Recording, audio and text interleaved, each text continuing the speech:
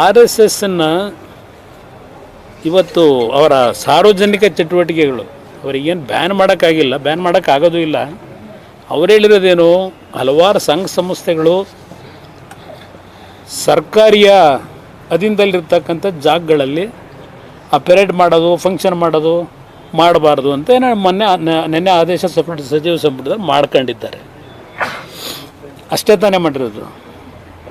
ಇದೆಲ್ಲ ಯಾತಕ್ಕೆ ಈ ವಿಷಯಗಳಿಗೆ ಪ್ರಾಮುಖ್ಯತೆ ಕೊಟ್ಟಿದ್ದಾರೆ? ಕೇವಲ ರಾಜಕೀಯದ ಬಂಡವಾಳಕ್ಕೆ.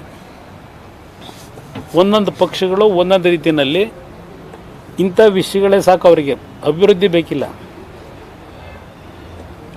ಇದರ ಅವಶ್ಯಕತೆ ಏನಿದೆ? ಆರ್ ಎಸ್ ಎಸ್ನ ಮಹಾತ್ಮ ಗಾಂಧೀಜಿಯವರನ್ನು ಗೋಡ್ಸೆ ಗುಂಡಿಟ್ಟು ಕೊಂದಾಗಲೇ ಬ್ಯಾನ್ ಮಾಡಿದರು. ಇದೇ ನೆಹರೂರೇ ಆ ಬ್ಯಾನ್ನ ವಾಪಸ್ ತಗೊಳ್ಳಿಲ್ವಾ? ಕಾಂಗ್ರೆಸ್ ಸರ್ಕಾರ ಇದ್ದಾಗಲೇ ಅವ್ರಿಗಿಂತಲೂ ಖರ್ಗೆ ಸಿದ್ದರಾಮಯ್ಯನ ಇವೆಲ್ಲ ಏನು ಅರ್ಥ ಏನಿದೆ ಇದರಿಂದ?